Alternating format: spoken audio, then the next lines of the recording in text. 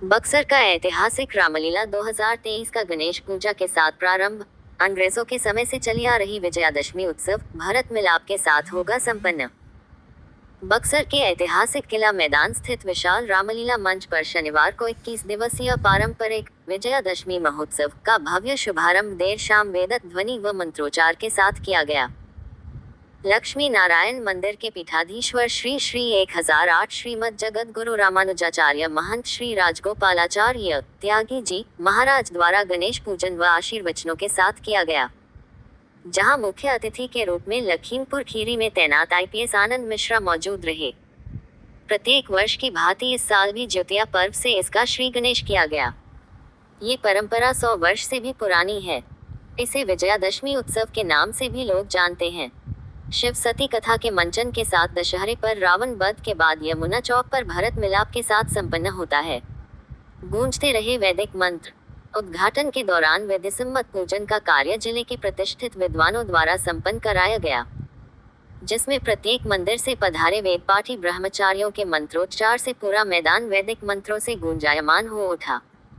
इस दौरान पूरा परिसर श्रद्धालुओं एवं व्रतधारी महिलाओं से खचाखच भरा हुआ था। उद्घाटन सत्र की अध्यक्षता समिति के कार्यकारी अध्यक्ष रामावतार पांडेय ने किया। संचालन समिति के सचिव बैकुंठनाथ शर्मा ने की। इस मौके पर कई गणमान्य सहित नगर के तमाम समाजसेवी, साहित्यकार, चिकित्सक, प्रतिष्ठित व्यवसाय व प्रशासनिक अधिकारी मुख्य रूप से उपस्थित रहे। वृंदावन की टीम के द्वारा रामलीला और रासलीला किया जाएगा। उद्घाटन के पश्चात समिति के सचिव बैकुंठनाथ शर्मा ने भीड़ को संबोधित करते हुए कहा कि आजादी पूर्व से चली आ रही इस परंपरागत संस्कृति को श्री रामलीला समिति द्वारा निरंतर भव्यता प्रदान करने का प्रयास किया जाता रहा है। उन्होंने कहा कि पूरे बिहार में बक्सर का 21 दिवसीय विजयादशमी महोत्सव प्रसिद्ध है। रामलीला का समापन दुर्गा पूजा के उपरांत भारत मिलाप के साथ होता है।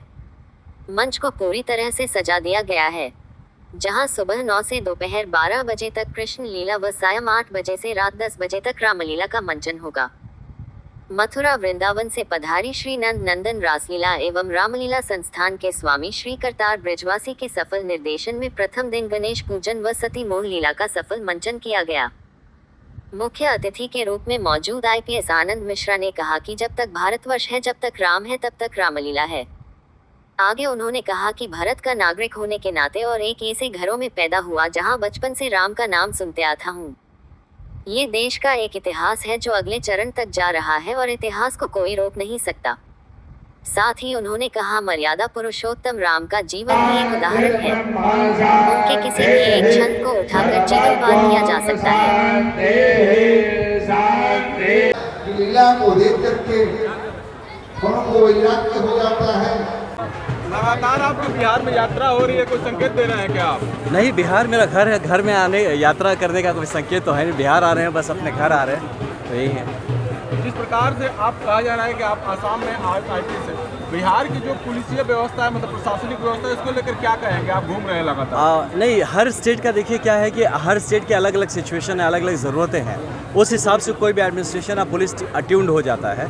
तो यहाँ की जो व्यवस्था है डेफिनेटली यहाँ के हिसाब से है, और बाकी यहाँ के लोग देखें वहाँ की व्यवस्था वहाँ के हिसाब से है।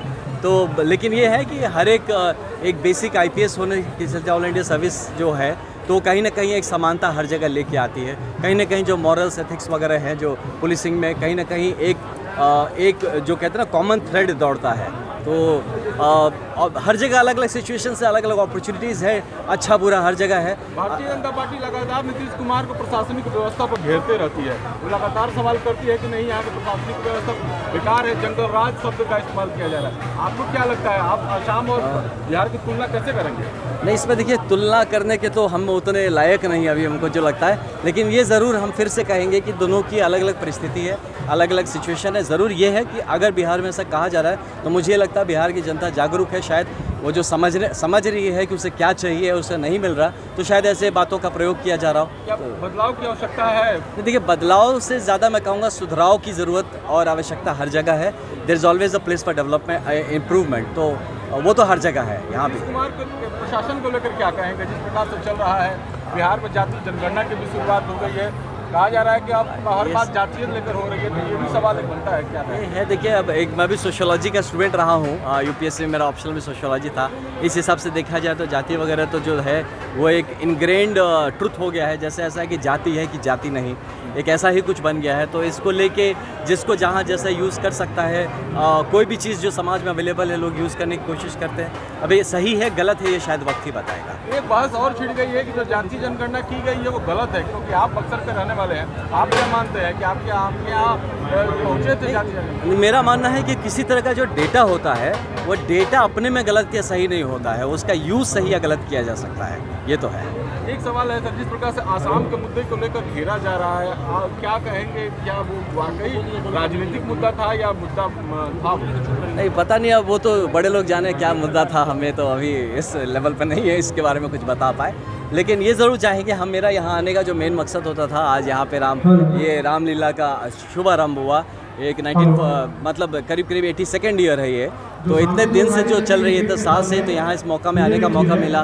एक श्री रामचंद्र से रिलेटेड इतना क्लोजली ये है, उनकी ये शिक्षा भूमि रही है, यहाँ आके एक मौका मिला मुझे यहाँ पार्टिसिपेट करने के लिए। मैं बता नहीं सकता हूँ आपको कि क्या महसूस कर रहा हूँ मैं। सर आप रामलीला में देंगे सर? ये बहुत ज़रूरी है, ये बची हुई नहीं। देखिए कोई भी चीज़ जो ना अपना टाइम ख़त्म हो जाता है वो ख़त्म हो जाता है, यानी रामलीला का टाइम ख़त्म नहीं और नहीं होगा। जब तक भारतवर्ष है, जब तक राम है, तब तक रामलीला रहेगा।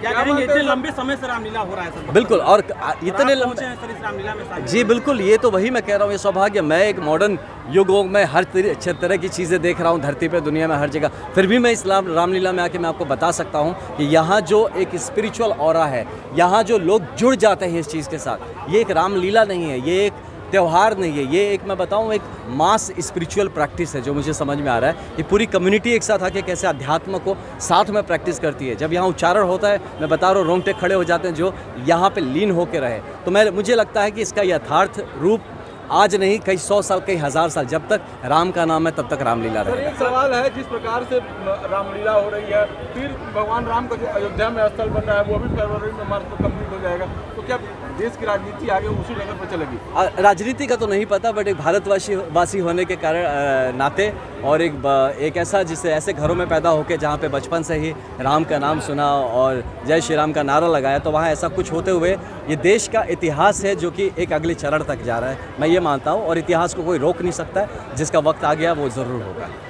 सर लगता है कि मर्यादा पुरुषोत्तम राम का जो पूरा इतिहास है उसको अपनाने की जरूरत है, बिल्कुल को खासकर? बिल्कुल बिल्कुल ये है, बल्कि ये है जो मर्यादा पुरुषोत्तम राम जो है, उनका पूरा जीवन ही एग्जाम्पल है। उनके किसी एक छंद को आप उठा लीजिए, उसमें एक जीवन पार किया जा सकता है। तो डेफिनेटली इसकी ज़रूरत है, और स्पेशली जहाँ ऐसे समाज में जहाँ हर तरह से खिंचाव है, कोई लेफ्ट खींच रहा, कोई राइट खींच रहा है, वहाँ रामायण और रामचरितमानस का हर एक दोहा बहुत इंपॉर्टेंट है। तो ये धन्यवाद। सवाल है, जिस प्रकार से शिक्षा स्थली है और आप यहाँ पर आए, भगवान श्री राम ने यहाँ शिक्षा ग्रहण की थी, बिल्कुल, क्या जरूरत है वैसे इस बक्सर को बनाने की? बिल्कुल, मैं ये बचपन से इस बात को मानता हूँ कि बक्सर जो है ये शिक्षा, इसका यूएसपी शिक्षा ही हो सकता है। जिस बक्सर, जिस धरती ने श्री राम को और उनके बाकी भाइयों को भी पढ़ाया लिखाया, तो यहाँ का जो सबसे इम्पोर्टेंट चीज़ हो सकता है वो आई थिंक वो शिक्षा ही हो सकता है, बक्सर का यूएसपी। धन्यवाद। बक्सर में जिस तरह का अध्यात्म है, क्या यहाँ विकास स्तर से हो पा रहा है क्या? देखिए अभी पूरे बिहार में अगर कोई धार्मिक स्थल छूटा हुआ जिसमें विकास की भी बहुत संभावना है, वो बक्सर ही है।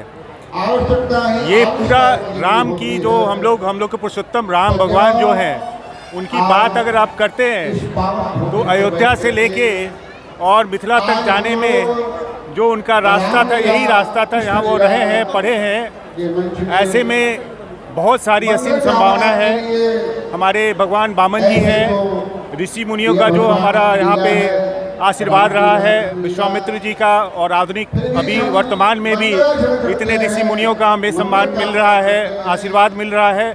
ऐसे में संभावनाएं तो बहुत ज़्यादा हैं, और उम्मीद है कि बक्सर पूरे देश के धार्मिक पटल पे नंबर 1 पे आ सकता है। आज रामलीला का जो शुभारंभ हो रहा है, तो पूरे बिहार मुझे लगता है कि दशहरा महोत्सव आज अष्टमी के दिन से बक्सर में ही शुरू हो। इतना व्यापक रूप में जो दशहरा का फंक्शन मनाया जा रहा है, ये बक्सर की अपनी एक उपलब्धि बोलिए। ऐसा कहीं पूरे बिहार में या मैं बोलूँगा पूरे देश में इतना धार्मिक रूप से कहीं भी विजयादशमी का त्यौहार नहीं मनाया जाता है। रामलीला वगैरह तो बहुत जगह हो जाता है, लेकिन इतने श्लोक के साथ में, इतने अच्छे मंत्रोच्चारण के साथ में विजयादशमी का जो वो भी पूरा 21 दिन का कार्यक्रम है। मैं पूरे जो समिति है यहाँ की उसको धन्यवाद देना चाहूँगा। उन्होंने हमें मौका दिया और हम आए हैं। बहुत ही हमें आनंद का अनुभव हो रहा है, बहुत गौरव का अनुभव हो रहा है। क्या परिचय हुआ? मेरा नाम डॉक्टर मनोज कुमार है। मैं भाजपा का प्रदेश प्रवक्ता हूँ और यहाँ का ही रहने वाला हूँ। तो अति उत्साह में हूँ, बहुत ही आनंदित हूँ कि मैं यहाँ आज मौजूद हूँ इस बक्सर की पावन धरती पे। सबसे पहले तो मैं इस नगरी को धन्यवाद दूंगी जिसने मुझे जन्म दिया। इस धरती पे के आके मैं यहाँ के लोगों का अभिनंदन करूँगी। इतना बड़ा आयोजन जो हमारे सनातन धर्म को दिखाता है, हमारी संस्कृति को जिंदा रखता है। राम की शिक्षा भूमि, विश्वामित्र की तपोभूमि, जिस जगह पे बाबा परमेश्वर नाथ है और जहाँ पे इतनी अच्छी जनता है और इतने अच्छे युवा हैं, इतनी अच्छी माएँ महिलाएं हैं जो आधी रात में भी इस तरीके से हमारे गुरुजी के संरक्षण में भजन सुनने के लिए बैठी हुई है और इस आयोजन में कार्यक्रम में सम्मिलित हुई है। सबसे मैं ये मातृशक्ति को नमन करूंगी और ऐसी माताएं जो अपने घर का सारा कार्य करते हुए इस आयोजन को पूरी रात तक देखने आई है, ऐसी मातृशक्ति बक्सर की नगरी को नमन है। दूसरी चीज, ऐसे ही कार्यक्रम अगर हम अनेकों बार कराएं, जैसा कि बक्सर की धरती पे ये कार्यक्रम होता आया है, युगों युगों तक चलता आया है, अनेकों सांस्कृतिक कार्यक्रम होता आया है। इस सांस्कृतिक कार्यक्रम को ऐसे कराने वाले लोगों को मैं नमन करूंगी क्योंकि उन्होंने ही हमारी संस्कृति को जिंदा रखा है। आज कहीं न कहीं देश से लेकर विदेश तक आज रामायण हनुमान चालीसा पढ़ा जा रहा है, तो ये इसी संस्कृति